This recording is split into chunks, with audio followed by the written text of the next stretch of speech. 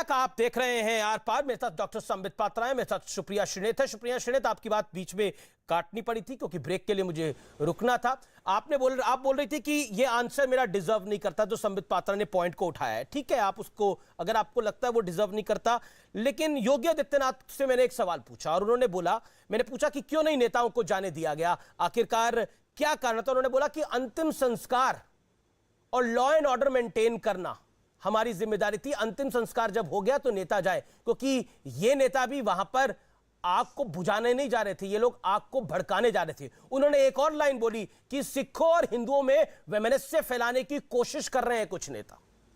जवाब दीजिए।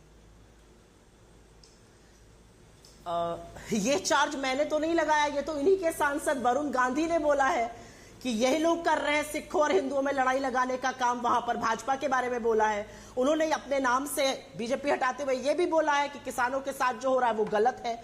स्वतंत्र देव सिंह जो भाजपा के अध्यक्ष है उत्तर प्रदेश में, उन्होंने तो खुलेआम कहा है कि सत्ता का ये मतलब नहीं है कि अपनी फॉर्च्यूनर के नीचे आप लोगों को कुचल देंगे। ये कांग्रेस तो नहीं कह रही है। दो बातें आपके सामने आपने वरुण गांधी को कोट किया। वरुण गांधी तो ये भी कह रहे हैं कि वहां पे साजिश रची जा रही है हिंदू और सिखों को लड़ाने की। वरुण गांधी ने तो ये भी कहा है। हाँ, तो इसीलिए वो अपनी पार्टी की बात कर रहे हैं, अपनी पार्टी की बात कर रहे हैं। और योगी आदित्यनाथ ने आप पे सवाल खड़ा किया। खैर, आपने जो सवाल पूछा मैं उसका जवाब देना चाहती हूँ, थोड़ा सा धैर्य रखिए जी। आपने मुझसे पूछा योगी आदित्यनाथ जी ने कहा कि वहां विपक्ष को क्यों नहीं जाने दिया गया।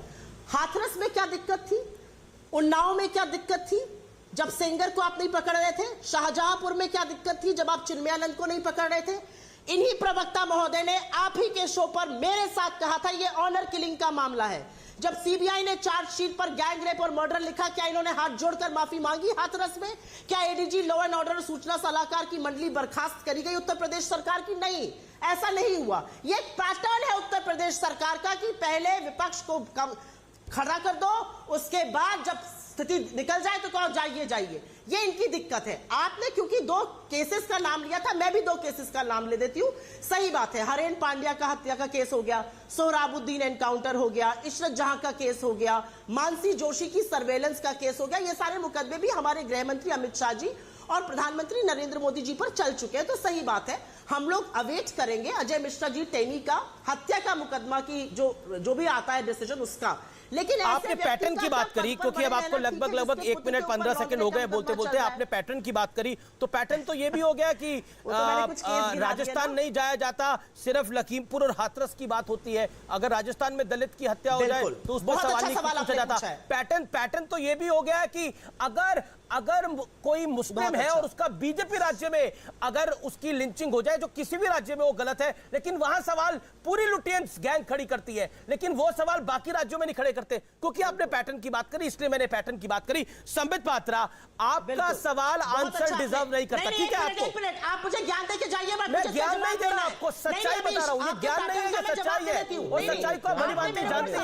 ये ज्ञान नहीं है, सच्चाई है। जवाब लीजिए। नो रमेश, आप अभी संबित पात्रा बोले, फिर आप बोल लीजिएगा। नहीं बोलेंगे, मेरा टर्न है। नहीं अमीश जी, अच्छा ठीक है, आपको आपकी टर्न का मौका मिला। अमीश जी, पहले मैं अपना आंसर खत्म करूंगी। अच्छा ठीक है, 20 सेकंड में आप खत्म कर लीजिए। डॉक्टर पात्रा, आपने कुछ सवाल उठाए। राजस्थान के मुख्यमंत्री अशोक गहलोत जी ने तो डंके की चोट पर कहा है, जाए प्रधानमंत्री, जाए पूरा विपक्ष वहां पर, क्यों नहीं भाजपा जा रही है हनुमानगढ़?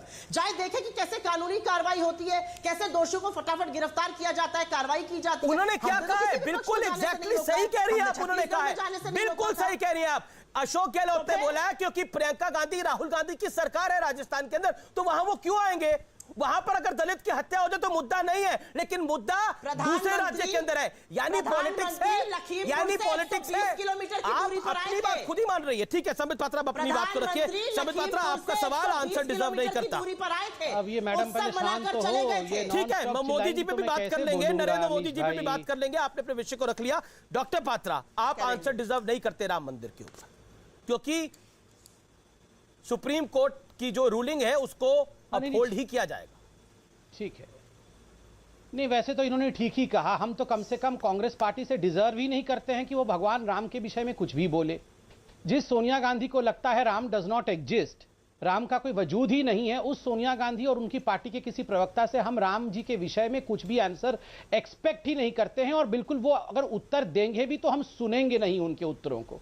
क्योंकि ये उस लायक ही नहीं है कि भगवान राम के विषय में बातचीत करे। इन्होंने राम जी को नकारा था। इनके लोगों ने सुप्रीम कोर्ट में खड़े होकर कहा था कि ये पूरी सुनवाई 2019 के बाद तक टाल दिया जाए, और इसीलिए मैंने आज ये आक्षेप लगाया है बिल्कुल कि इनकी मनसा सिर्फ एक ही है, और इनका मनसा है कि किसी भी कीमत पे राम मंदिर का जो निर्माण चल रहा है उसको येन केन प्रकारेण रोकना है और वोट बैंक की राजनीति करनी है, क्योंकि अपने आप को रिवाइव करने के लिए ये कुछ भी कर सकते हैं, इतना तो याद रखिए। दूसरी बात, कुछ प्रश्न इन्होंने मोदी जी और भारतीय जनता पार्टी पे उठाए। देखिए, अभी थोड़ी देर पहले कांग्रेस पार्टी की प्रवक्ता कह रही थी मोदी जी डरते हैं, मोदी जी अमित शाह से डर रहे हैं, मोदी जी टैनी जी से डर रहे हैं। मुझे तो इन कांग्रेसियों का समझ में नहीं आता है। क्या पता, ये तो 4 दिन पहले कह रहे थे। मैडम जी बीच में मत चिल्लाइए ना, शांति से थोड़ा बैठिए, आराम से। मैं पहले बोल लूं फिर आप चिल्लाइएगा। ये अभी बोल रहे थे कि मोदी जी डर रहे हैं, होम मिनिस्टर से डर रहे हैं, टेनी जी से डर रहे हैं। 4 दिन पहले कह रहे थे मोदी तो डिक्टेटर है, सबको डरा रहे हैं, सबको डरा रहे हैं। मुझे तो शक लगता है इनकी सोच के ऊपर ही। ये कभी बोलते डर रहे हैं, कभी बोलते डरा रहे हैं, कभी बोलते डिक्टेटर हैं, कभी बोलते डरपोक हैं। तो पहले डिसाइड करिए कि जो कांग्रेस नॉन वर्किंग कमिटी बिना अध्यक्ष का आप लोगों का है ना, उसमें बुलाइए अपने लोगों को और उसमें डिस्कस करिए कि मोदी डरे हुए हैं या वो डराते हैं दूसरों को। पहले इसको आज शाम को डिस्कस करिए। कल सुबह जब डिबेट में आएंगी ना madam, come with clarity of thoughts. ये कंफ्यूज थॉट के साथ आना बंद करिए, आप क्लैरिटी ऑफ थॉट्स के साथ आइए, ठीक है? ये मेरी बात आप मान लीजिएगा। अब नंबर 2 बात, ये आप कह रहे थे कि टैनी जी को क्यों नहीं निकाल देते, बेटे के ऊपर केस। हाँ, बेटे के ऊपर केस चल रहा है, तो ये भूपेश बघेल को क्यों नहीं निकाल रहे हैं? उनके पिता के ऊपर भी तो केस चल रहा है, उनके पिता के ऊपर केस चल रहा है। पिता को जेल में रखा गया, ब्राह्मणों के खिलाफ षड्यंत्र रच रहे थे, ब्राह्मणों को मारने की बात कर रहे थे। तो निकालिए ना भूपेश बघेल को, कि वो भी डरे हुए हैं मैडम जी। ठीक है संबित, ओके, इसका जवाब मैं दूं आपको? जी सुप्रिया जी। तो इसी का जवाब मुझे तो देंगे, अभी तक नैतिक दिवालियापन नजर आता था। मुझे तो अभी तक नैतिक दिवालियापन नजर आता था भारतीय जनता पार्टी और उनके प्रवक्ताओं में। अब थोड़ा मानसिक संतुलन बिगड़ता हुआ भी नजर आ रहा है। आपको तो नजर ही आएगा। भूपेश बघेल जी वहां